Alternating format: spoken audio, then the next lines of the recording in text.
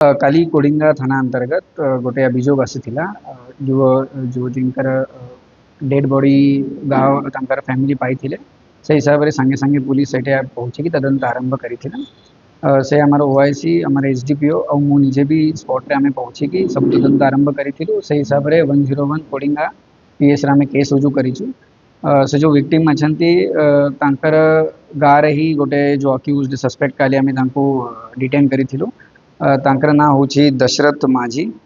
से आगरू भी परिचित थिले और काली किछि तांकर भितरे हॉट हेडेड एक्सचेंज हेची अल्टरकेशन हेची और तापरे से स्ट्रैंगुलेट तांको करिछि एमिति तांकर कन्फेशन आमे आज पाइछु। से हिसाब रे साइंटिफिक टीम रे तदंत पोस्टमार्टम और बाकी जो सर्कमस्टेंशियल एविडेंसेस अछंती गाँव वाला जो भी स्टेटमेंट देइछंती से हिसाब रे आमे पायमा फसे एविडेंस पाइछु कि तांकर इन्वॉल्वमेंट अछि। से हिसाब रे तांको आज आमे अरेस्ट करिके फॉरवर्ड करूछु।